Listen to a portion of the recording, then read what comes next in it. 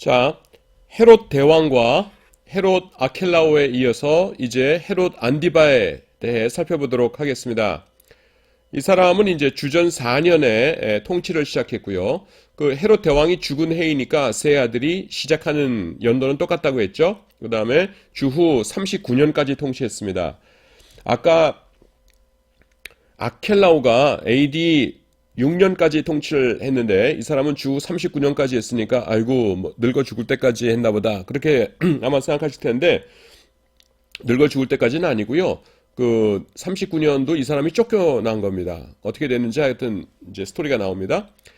헤롯 대왕이 죽은 후에 헤롯 안디바는 갈릴리와 베레아를 다스렸습니다. 이렇게 있으면은 이쪽 갈릴리하고 그 다음에는 베레아가 여기쯤 있죠. 여기와 여기를 다스렸다는 겁니다. 뚝 떨어져 있어요. 희한하죠.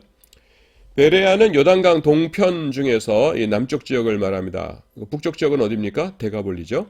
성경에는 베레아라는 지명이 등장하지 않아요. 우리 귀에 익숙한 유사 지명인 베로에아는 마케도니아에 있는 도시입니다. 사도행전 17장 11절에 보시면은 베레아 사람들은 데살로니가 사람보다 더 신사적이어서 이렇게 말하죠. 거기서 신사적이라는 거가 젠틀맨의 신사라기보다는요. 영어 그 헬라어 사전 보시면은 오픈 마인디드 이런 뜻이 있습니다. 그 헬라의 원의 뜻이. 그래서 이렇게 마음이 열려 있어서 이렇게 마음을 꼭꼭 잠궈 놓은 곳이 아니라 사도 바울의 말에 복음을 전하는 그 설교에 마음을 열었다 이런 의미입니다. 근데 그거를 이제 그 사전에 제일 앞에 나오는 단어로 번역을 하다 보니까 신사적이어서 그러니까 조금 이상하게 됐죠. 조금 이렇게 정확한 의미가 좀 잘 전달 안 되게 되었습니다. 자, 요단강 동편 중에서 북쪽 지역은 데가볼리라고 불렸는데 그 뜻은요 10개의 데카 도시들입니다. 폴리스이고요. 거기에는 이방인들이 건설한 10개의 도시가 있었고 그래서 그 근방에서는 돼지들을 키웠습니다. 그래서 그 2,000마리나 되는 돼지들 몰싸고 뭐 이런 거 있지 않습니까?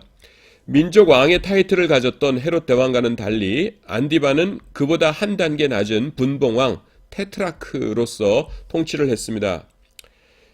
그는 갈릴리 호수의 디베리아를 건설하기도 했습니다. 그는 원래 이스라엘 동남쪽에 있던 나바티아 왕국의 공주와 결혼했으나 헤로디아와 결혼하기 위해 그녀를 쫓아냈죠. 이 일을 비난하다가 세례 요한이 죽임을 당한 사건은 아주 유명합니다. 자, 이렇게 이스라엘이 이렇게 있으면은 여기가 이제 그 나바티아입니다. 나바티아. 그 역사책에는 나바티아 공국이라고 나와요. 나바티아 공국. 그래서 이 나바티아의 공국이고 이 나바티아의 공국의 딸 아레타스라는 왕의 딸하고 결혼을 했다가 아마 이렇게 정략 결혼이었겠죠. 왕들 사이의 결혼. 그러니까 아마 그 부부 관계가 그렇게 뭐 정이 있거나 그러지 않았던 것 같아요. 그러다가 이 헤로디아를 사랑하게 된다. 뭐 하여튼 뭐 그렇게 돼가지고선 결혼을 하고서는 내쫓았죠. 여기서 여러분 그 좀 설명해 드릴 것이 이 헤로디아라는 여자가요. 이 사건을 가지고서는 불쌍한 비련의 주인공 이렇게 생각하시면 안 됩니다. 이게 무슨 말이냐면은 원래 헤로디아의 남편이 누굽니까? 빌립이죠. 이 빌립은요, 헤롯 대왕의 아들이었던 여기 이두레와 드러그니스를 다스렸던 그 빌립은 아니에요. 동명이인입니다.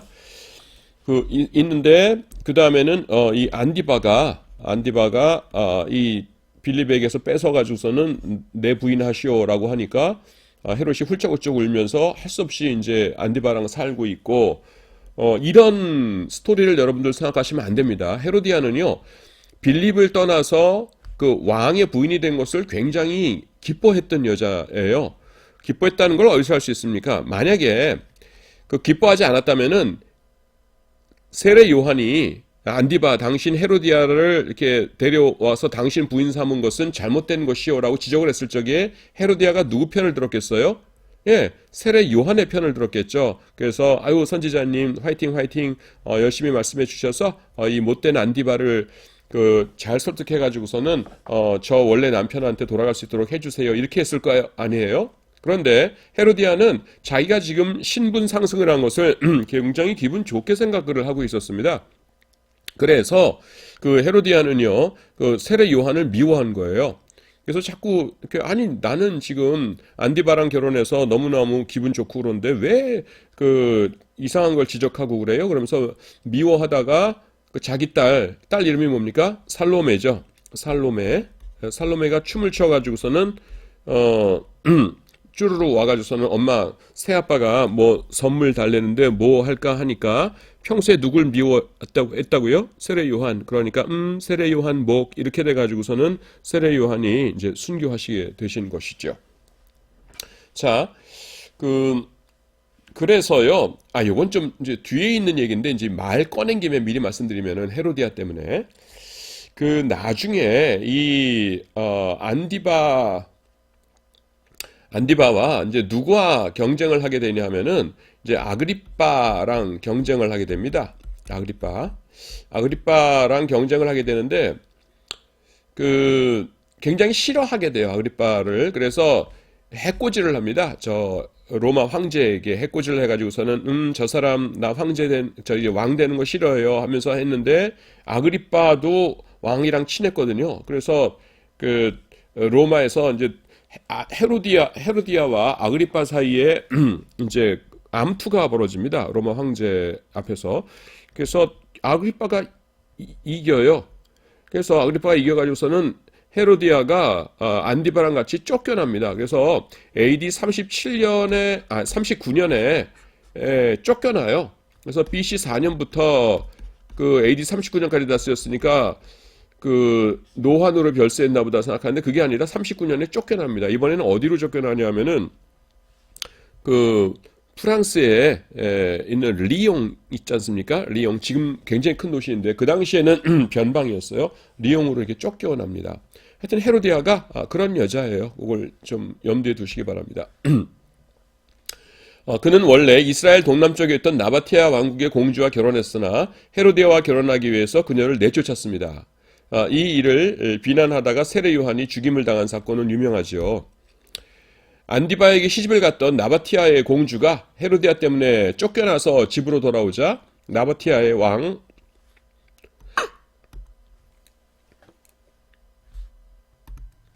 아레타스 4세는요 분노해서 안디바를 공격을 합니다. 지금 이게 재밌는 거예요. 이렇게 여기랑 여긴 다스리는 사람이라고 했죠. 그리고 여기가 나바티아 공국입니다.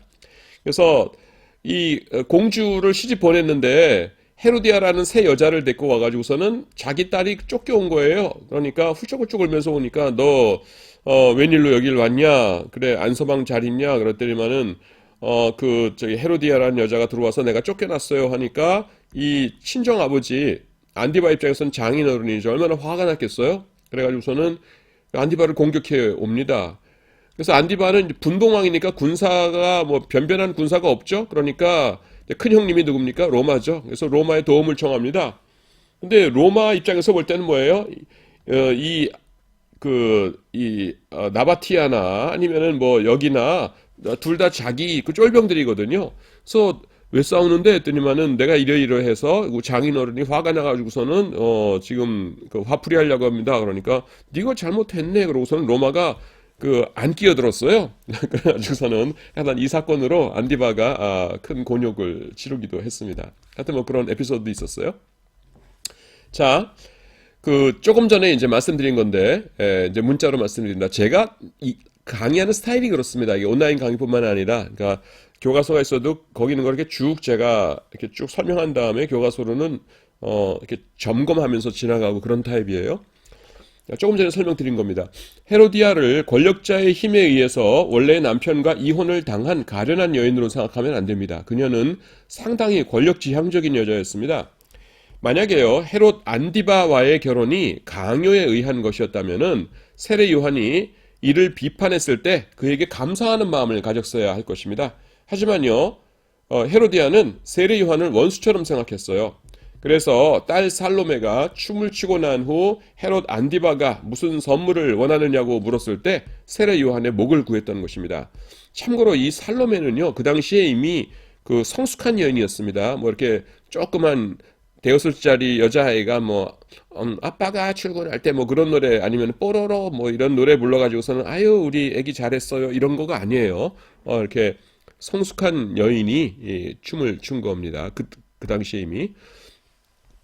그 다음에 그 다음에 이제 주후 37년에 다음에 설명할 헤롯 아그리파 1세가 바타나이아와 그 다음에 드라고닛 말합니다. 드라고닛 세 분봉왕이 되는 사건이 발생합니다. 아그리파 1세. 제가 헤롯 대왕의 그 가계도에서 왕들이 어떻게 된다 그랬어요? 아켈라오, 안디바, 그 다음에 그 빌립이 있고요. 그 다음에 아그리파 1세, 아그리파 2세 이렇게 있다고 그랬죠. 그리고 요 아그리파 1세는 그냥 성경에 아그리파라고 안 나오고 헤롯이라고 나온다고 했죠. 어디요? 사도행전 12장에서. 그래서 충이 먹어 죽으니라 뭐 이런 사람 있잖아요. 그 사람이 아그리파 1세예요. 근데 1세가 이제 여기 분봉왕이 되려고 했을 적에 헤로디아는요 아그리파를 좋아하지 않았어요. 그 브라더였는데 말입니다. 그 영어로 된 걸 기본으로 해서 이렇게 강의안 같은 거 만들다 보면은 제일 곤란할 때가 그냥 영어로는 시스터, 브라더 이렇게 나와요. 근데 우리는 그걸 구별을 해줘야 되잖아요. 오빠였는지 동생이었는지 누이 동생이었는지 누나였는지. 근데 영어에는 누나, 오빠라는 말이 없으니까 브라더라고 나오면은 이게 위인지 아래인지를 모르겠어요. 그래서 그냥 둘 다 썼습니다. 저는 그러니까 오빠 혹은 남동생이었는데도 말입니다. 이 아그리파 1세와 그 다음에 안디바의 부인이었던 헤로데와의 관계가. 그래서 그녀는요 남편 안디바를 부추겨 가지고서는 그 당시 황제가 칼리굴라였는데 아그리파 1세를 모함하게 했습니다. 그런데 그것은 실패하고 말았어요. 오히려 그들은 아그리파의 공격을 받았어요. 그래서 안디바는 권력을 잃고요. 갈리아, 지금의 프랑스의 리옹으로, 아까 말씀드렸죠? 리옹으로 추방을 당하고 맙니다.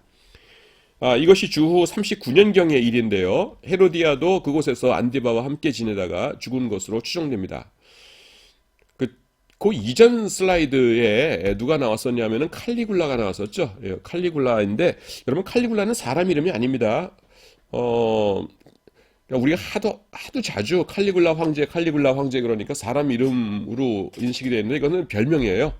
별명인데 뭐냐면은 별명이 좀 독특한데요. 그 작은 군화입니다. 작은 군화. 이게 무슨 말이냐면은 그 아버지가 이제 저쪽에 라인강에 있는 군단 사령관으로 있었거든요. 아버지가. 근데 이제 사령관쯤 되니까 그 가족들하고 같이 있었어요. 그래서 와이프하고 그다음에 아기가 있었는데 그 아기였을 적에 칼리굴라가 아기, 그러니까 2살, 3살 그 시절에 그러니까 군단에서 군인들하고 같이 지낸 겁니다. 그러니까 우락부락한 로마 군인들 사이에서 여러분 한 2~3살짜리, 30살짜리 그 남자애가 아저씨 아저씨 뭐 하면서 귀 띠뚱띠뚱거리면서 다닌다고 생각해 보세요. 얼마나 귀여웠겠어요. 그래서 완전히 그 군인들의 귀여움을 독차지합니다.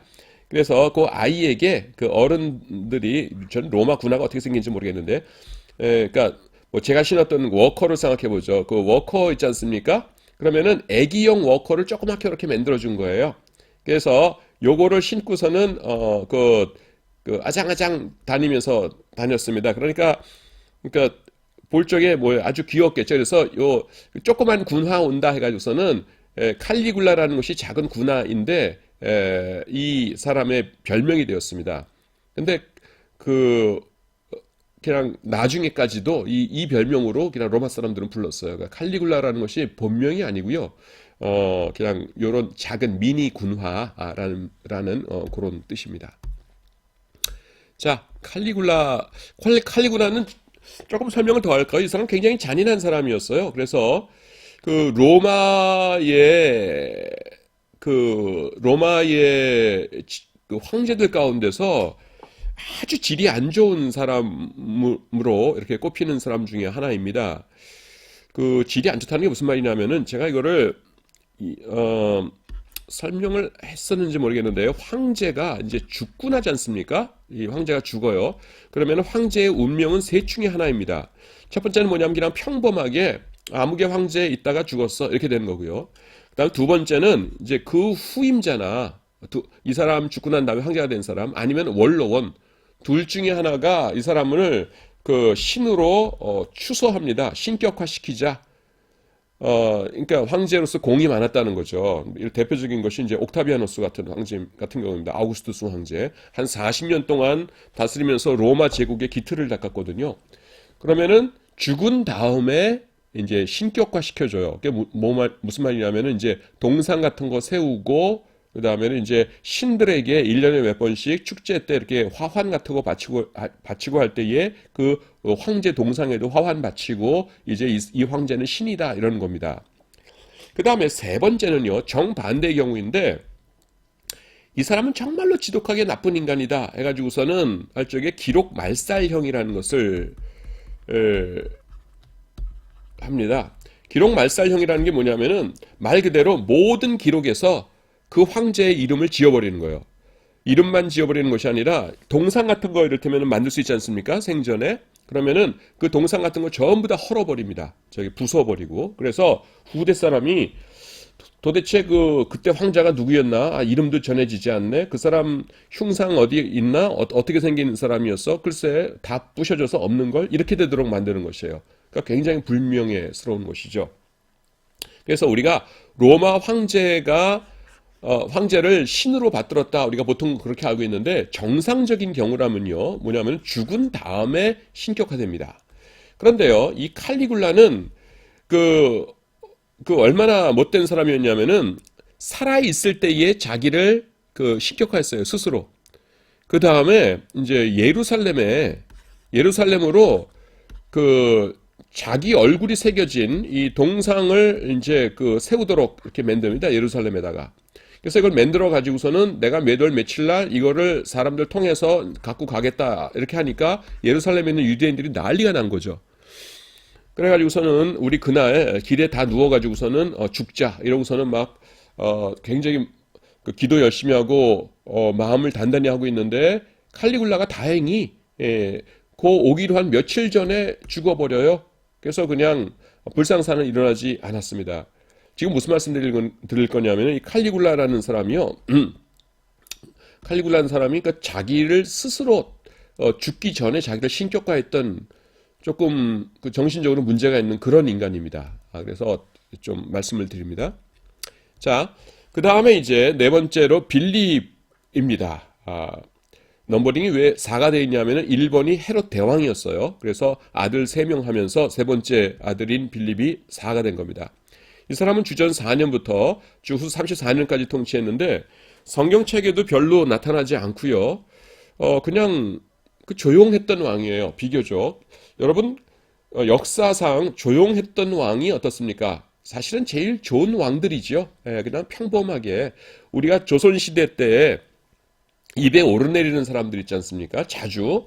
뭐 임진왜란 때 뭐 선조임금이 있었고, 그 다음에 뭐 연산군이 어떻고, 뭐가 어떻고 하면은 아예 빼어난 왕, 그래서 세종대왕이나 아니면은 영정조 그분들이나 뭐 이렇지 않고서는 그냥 평범했던 분들은 잘 입에 오르내리질 않잖아요. 그게 뭐예요? 그냥 평화롭고 별일 없었다는 겁니다. 그게 사실은 좋은 거죠. 백성들 입장에서는 그냥 위에서 이렇게 뭐 귀찮게 하지 않고 가만히 놔두는 게 제일이거든요. 일반 백성 입장에서는 방해만 안 하면 되죠, 솔직히 말해서. 그래서 빌립이 별로 이렇게 두드러지는 왕이 아니었어요. 그래서 그냥 평범한 왕이었다, 이렇게들 평가를 내립니다. 빌립은요, 이 분봉왕으로서 갈릴리의 북동쪽 지역, 즉 이두레와 드라고니 지역을 다스렸습니다. 그는 헤로디아의 딸이자, 상당히 복잡합니다, 결혼 관계가. 헤로디아의 딸이자, 조금 전에 안디바의 부인이에요. 헤로디아의 딸이자 자신의 조카죠. 왜냐하면 자신의 형제가 안디바인데, 안디바 왕의 그 부인의 그러니까 옛날 남편의 딸이니까, 제가 강의하면서도 헷갈리는데 옛날 남편의 딸이니까요.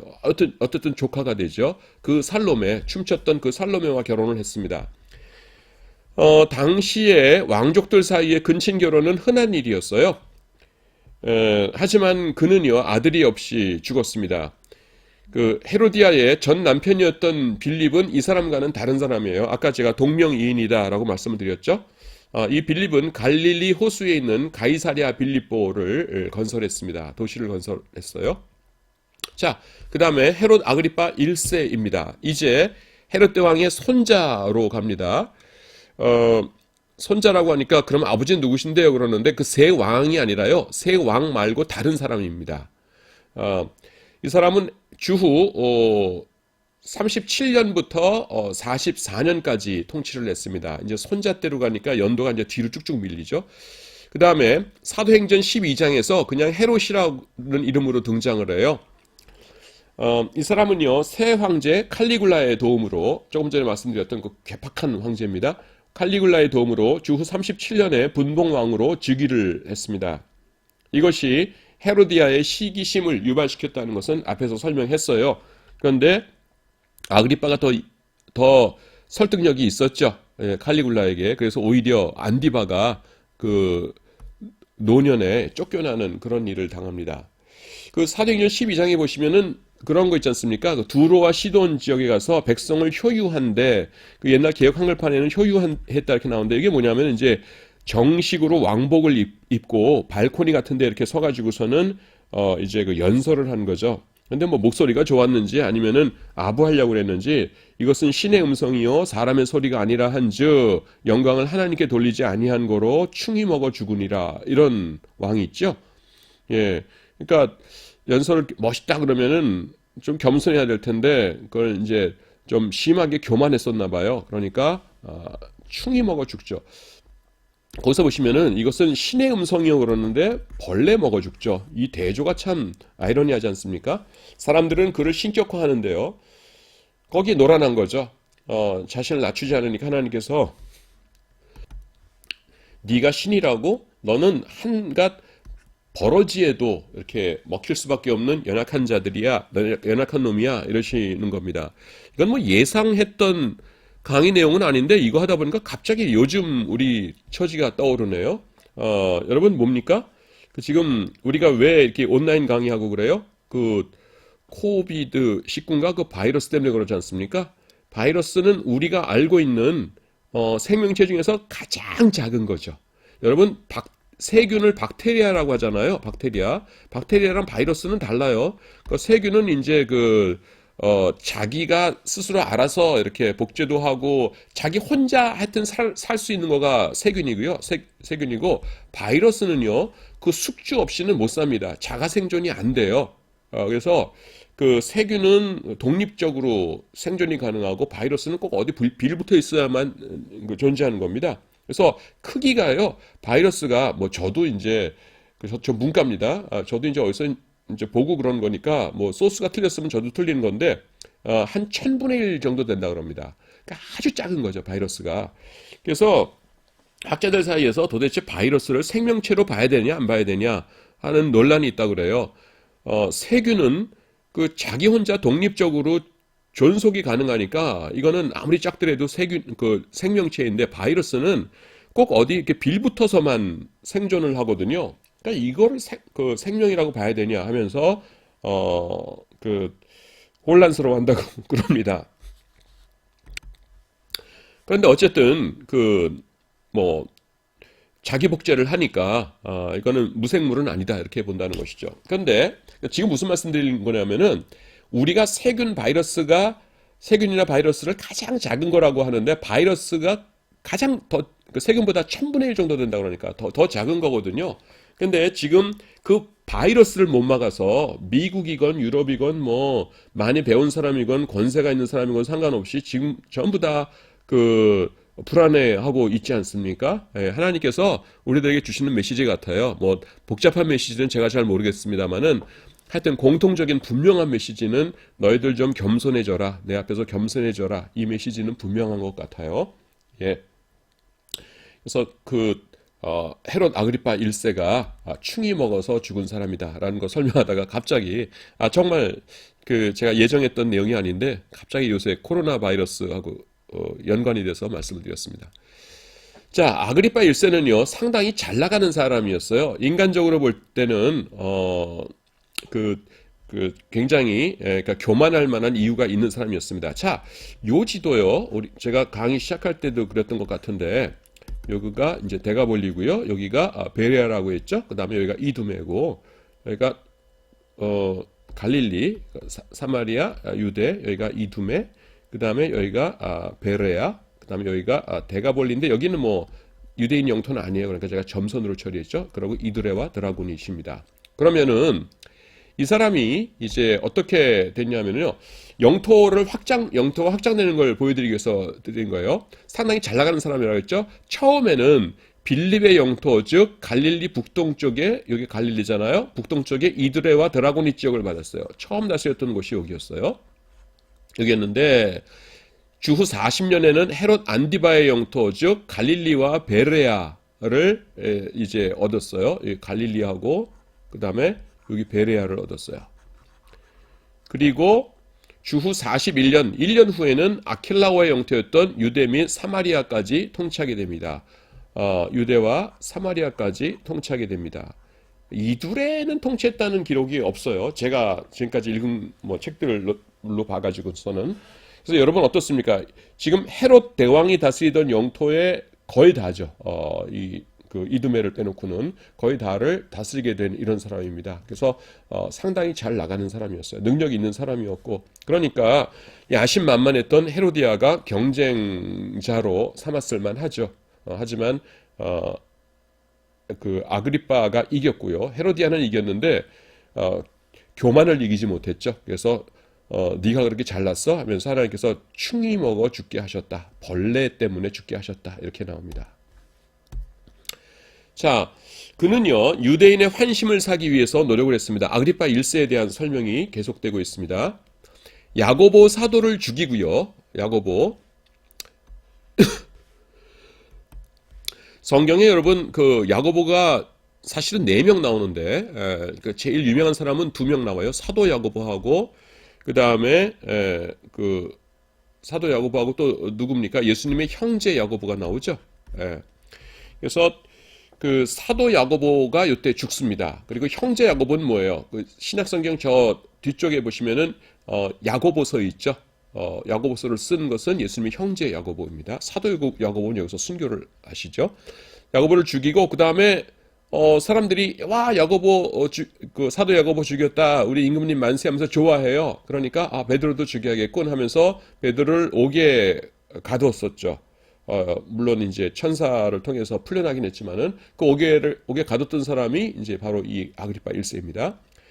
그는 사람들에 의해 신으로 환호를 받은 직후 주후 44년 1월경에 갑자기 죽었습니다. 성경은 벌레가 먹어서 죽었다 이렇게 말하고 있습니다. 그가 죽은 후에 팔레스타인 전역이 로마의 직접 통치를 받게 됩니다. 요거는 조금 설명을 드려야 될 것 같아요. 지금 이렇게 있고요. 이렇게 있고 지금 팔레스타인 전역하고 그 다음에는 여기 이두레와 드라고니 그 다음에 여기 베레아 지역까지 아그리파 1세가 다스렸다고 했지 않습니까? 이 사람이 죽었어요. 죽은 다음에 그러면은 그 다음에 아그리파 2세가 있잖아요. 아그리파 2세는 어디를 다스렸냐면은 이두레와 드라고니 지역 여기만 다스립니다. 그리고 나머지 전체가 이제 로마 총독령으로 넘어가게 돼요. 로마 직접 통치를 받았다는 것이 총독이 다스렸다는 뜻이에요. 이걸 왜 말씀드리냐 하면은 나중에 그 사도 바울이 예루살렘에서 체포되었을 때에 체포되었을 적에 로마 사람인 줄 알고서는 가이사랴를 보내죠. 가이사랴에 총독이 있었으니까 그때 총독이 벨릭스였어요. 벨릭스.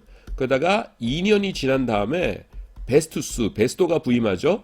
베스도가 부임하니까 아그리파 2세가 인사하러 이렇게 오잖아요.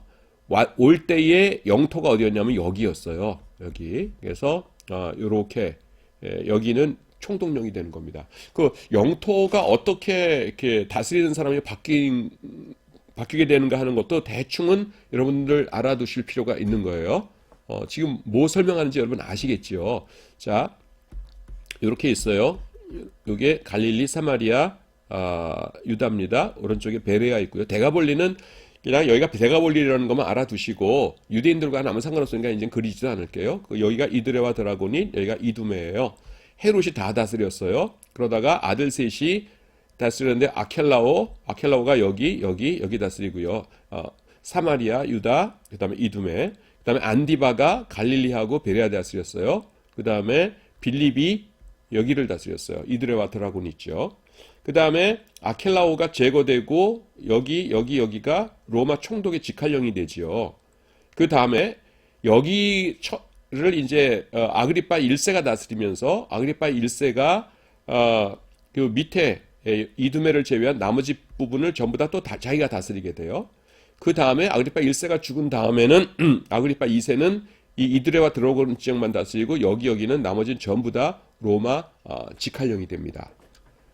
그냥 이런 것도 알아두시면은 성경을 읽으실 적에 이렇게 이해하기 좋습니다.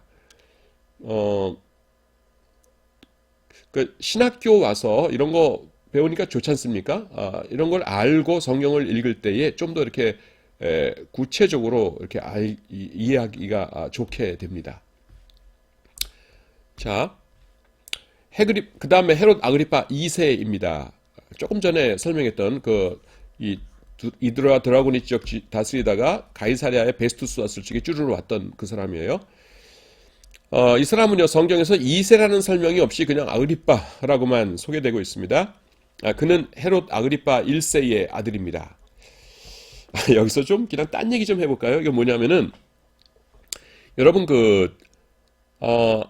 아그리파라고 하면은 여러분 뭐 생각나십니까? 저는 미술학원에 있는 이렇게 딱 생긴 그 아그리파 상이 딱 생각납니다. 이렇게 아그리파 상 이렇게 있는 거 있잖아요. 왜 이렇게 딱 있는 거.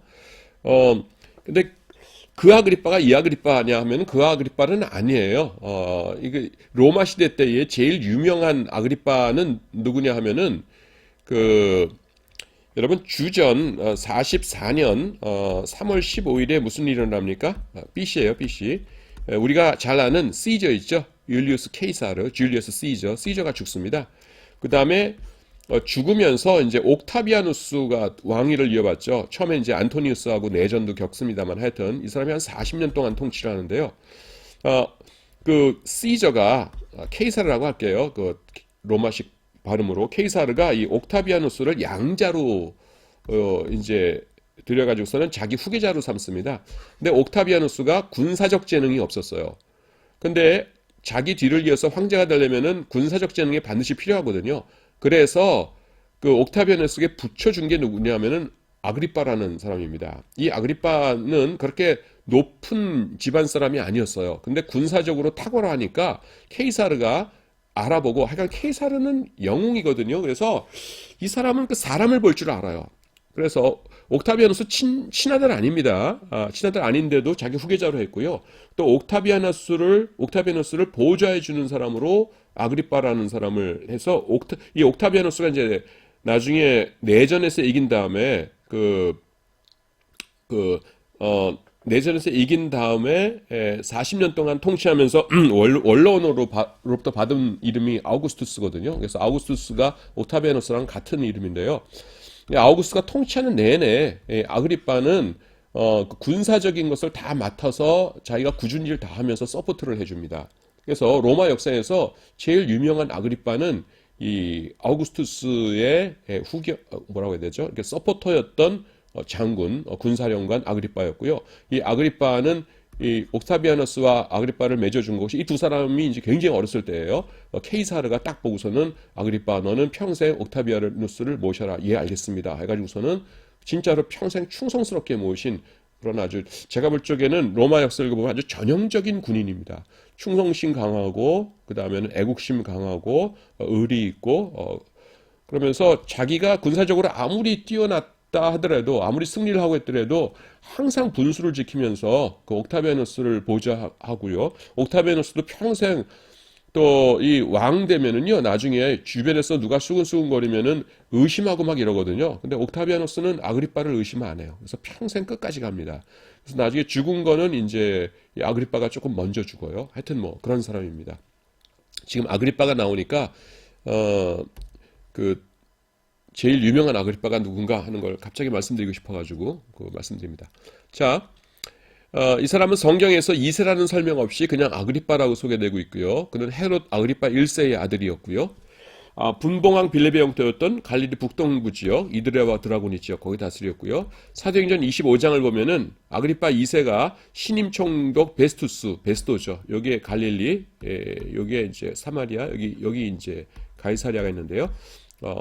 인사를 하러 오죠. 그래서 바울 사도를 신문하는 장면이 여기 나옵니다. 요 신문하는 거와 관련해 가지고서는 요 때의 스토리를 제가 조금 설명해 드리는 게 좋을 것 같아요.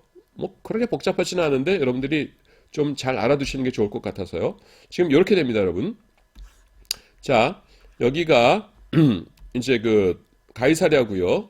가이사랴하고 이제 여기가 이제 갈릴리고 갈릴리 여기쯤 있고요. 여기가 이제 유다입니다. 여기가 예루살렘이죠. 사도 바울께서 처음에 예루살렘에서 체포되시죠. 그때 이제 천부장이 여기서 체포하는데요. 사도 바울을 유대인인 줄 알고 체포했는데 로마인이에요. 로마 시민권자예요. 그래서 가이사랴로 보내죠. 여기 누가 있었어요? 벨릭스가. 벨릭스가 있어가지고서는 보니까 놔주기도 뭐하고 무슨 벌을 주기도 뭐래. 벌을 주자니까 죄가 없어요. 근데 그냥 놔주면은 또 이 유대인들이 죽일 게 뻔한데 로마 시민권자니까 자기가 그걸 보호해야지.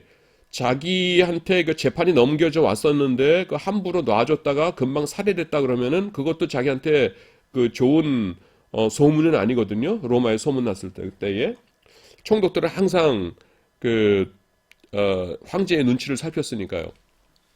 그래가지고 어떻게 합니까? 그냥 그 2년 동안 놔두죠. 2년 동안 그냥 어정쩡하게 놔둡니다. 그러니까 제가 여기서 지금 말을 더듬는 이유가 뭐냐 하면은 지금 이걸 감금이라고 하고 참 애매한 거예요. 이게 무슨 말이냐면요. 우리는 그 징역형이라는 게 있지 않습니까? 징역형. 그래서 몇 년 동안 징역을 산다 뭐 이런 것이 있는데 로마 시대 때는요. 징역형이라는 형벌이 없어요. 우리는 요새는 대부분이 징역형이죠. 그래서 이를테면 우리나라 형법 250조에 따르자면 사람을 살해한 자는 사형 무기 또는 5년 이상의 유기징역에 처한다. 제2항 자기 또는 배우자의 직계 존속을 살해한 자는 사형 무기 또는 사형 또는 무기징역에 처한다. 이렇게 되어 있어요. 그런데 그 로마 시대의 법에서는요. 처벌한다는 것은 벌을 준다는 건 뭐냐면은 죽이거나 뭐 매를 때리거나 뭐 손발을 자르거나 뭐 이런 게 처벌이지 감옥 안에다 가만히 놔두는 거는요 몇 년을 놔뒀더라도 아무 벌도 아직 안 준 겁니다. 그건 우리나라도 마찬가지예요. 조선시대 때 이제 최고 법전이 경국대전인데 경국대전에도 징역형이라는 건 없어요, 여러분. 자, 그래서 그냥 2년 동안 어정쩡하게, 그러니까 죄인이 아니니까 뭐 그냥 사식 먹고 그다음에 친구들이 돌봐주는 거 안 말려요. 지금 형벌 받고 있는 게 아니에요. 그런데 또 완전 자유인으로 놔준 것도 아니거든요. 그러니까 밖에 나다니지는 못하게 하고 이렇게 그런 어정쩡한 세월이 2년이 흐릅니다. 그 다음에 이제 베스투스, 그러니까 베스도가 부임을 하는데 자 지금부터가 이제 설명드리려는 내용이에요. 빨간색으로 색깔을 바꿀게요. 자 로마에서 왔어요. 와서 이제 여장을 푼 다음에 이 유대인의 총독이면 뭡니까? 유대 지도자들을 만나야겠죠. 물론 자기가 좀 높은 사람이긴 하지만은 유대 지도자들한테 밑보였다가는 힘든 거예요. 뭐 로마에 계속 투소라도 하고 그러면은 피곤하잖아요. 그러니까 예루살렘에 갑니다. 예루살렘에 가가지고서는 앞으로 잘 부탁합니다. 뭐 이런 얘기 했겠죠. 그랬더니만은 옳았구나 하면서 예루살렘의 지도자들이 뭐를 요구하냐면은 그 죄수 바울이라고 지금 가이사랴에 있는데 우리가 재판해야 될 테니까 당신 가이사랴로 돌아가시거든 그 사람 좀 보내주세요 이럽니다. 그러니까 베스도 입장에서는 그 유대인 죄수 뭐 한 명 보내는 거 뭐 큰일이겠어요. 그래서 알겠습니다 보내드릴게요. 그러고서는 돌아와요. 그 다음에 바울을 만나서 이제 예루살렘에 가시겠소? 그러니까 거의 가려고 했다가는 중간에 매복되어 있는 자객들한테 죽을 게 뻔하거든요. 그러니까 이 사도 바울이 뭐라고 합니까? 나는 그 황제에게 호소하노라 그러는데 호소한다는 것이 이제 상고를 말합니다. 상고.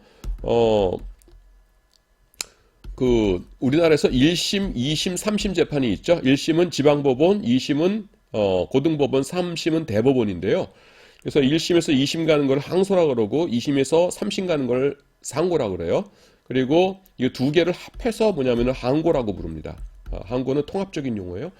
그래서 30, 그 로마 제국에서 최고의 재판관은 로마 황제였거든요. 그래서 내가 이제 황제에게 상고한다 이렇게 한 거죠. 그래서 상고한다 이렇게 한 거예요. 그래서 이제 상고가 확정된 상태로 있는데 문제는 뭐냐면은 로마 시민권자가 상고했으면은 그 보내야 돼요. 그거는 로마 시민의 권리예요.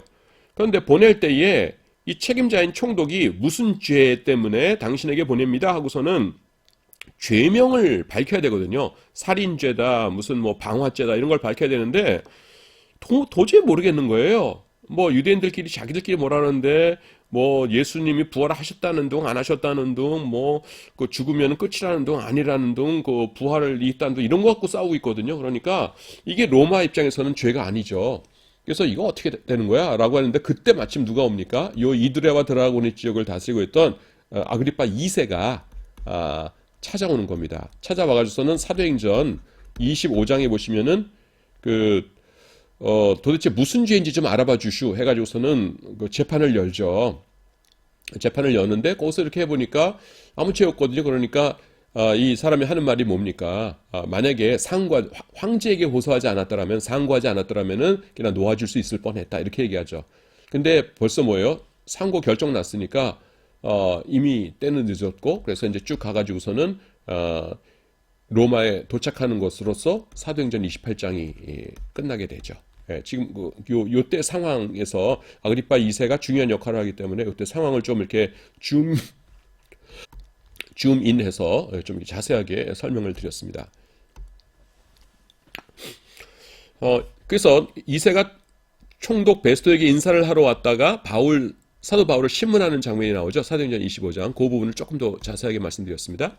그때 버니게라는 사람이 아그리빠와 함께 왔다고 기록되어 있어요. 13절에 나옵니다. 한글 이름으로는 잘 나타나지 않는데요. 버니게는 여자예요. 영어로 읽으면 버니스죠. 그리고 이탈리아식으로 읽으면 확실합니다. 베르니체라고 하죠. 그럼 베르니체라고 하면은 뭐 우리가 이탈리아어 여러분들 가운데서는 뭐 하시는 분 계신지 모르겠는데 저는 전혀 못하지만은 베르니체 하면은 여자 이름이구나 하는 것이 이제 감이 잡히죠. 이 버니스는요, 버니게는 기구하다고 하면 기구하고 어떻게 보면 참 이해하기 힘들 정도로 이제 좀 방탕한 뭐 그런 삶을 살았던 여자입니다. 이 여인의, 그러니까 아그리파 2세와 함께 왔던 이 여인이 어떤 여인인가 간단하게 설명드릴게요. 아그리파 1세의 큰 딸입니다. 여기서 벌써 여러분들 이상하시죠? 아그리파 1세고요. 아그리파 2세예요. 아그리파 2세가 지금 이 버니게와 같이 다닌다고 했잖아요. 근데 2세의 딸이에요. 딸이는데 이 사람이 첫 남편이 죽었어요. 결혼 몇 번 했나 보세요. 첫 번째 남편인데 죽었어요. 글자가 숙부와 결혼합니다. 숙부라는 게 뭐예요? 아그리파 1세의 형제죠. 1세의 형제 숙부와 결혼했는데 이 사람도 역시 죽었어요. 어떻게 보면 참 불쌍한 여자입니다. 처음에 결혼했던 남자가 둘씩 죽었으니까. 그리고서는 친오빠였던 아그리파 2세. 이 아그리파 2세가 친오빠거든요. 2세와 근친상간을 하면서 같이 동거를 해요. 그래서 친오빠와 부부처럼 살던 그 시기에 총독 베스도에게 인사를 하러 가이사랴에 왔던 것입니다. 그래서 여동생인데 부인처럼 살았어요. 지금 우리 생각으로는 뭐 도저히 상상이 안 되는 뭐 그런 구역질 나는 일인데 하여튼 옛날 특히 왕족들은 그랬어요. 그런데요, 그거가 끝이 아니라 나중에는 로마 장군의 첩이 되었다가 또 버림을 당합니다. 그러니까 공식적으로 역사에 나타나는 같이 살았던 남자만 4명이에요. 근데 끝이 다 안 좋죠. 다 버림받고 죽고 뭐 이랬습니다. 하여튼 베르니체가 그런 여자였어요. 그래서 이 헤롯 아그리파 2세가 헤롯 왕가의 이 마지막 왕입니다. 그래서 이제 그 다음에는 로마와의 전쟁과 그 결과에 대해서 살펴보는데 지금 시간이 애매하네요. 예, 예, 여기까지 이 시간에 하도록 하겠습니다.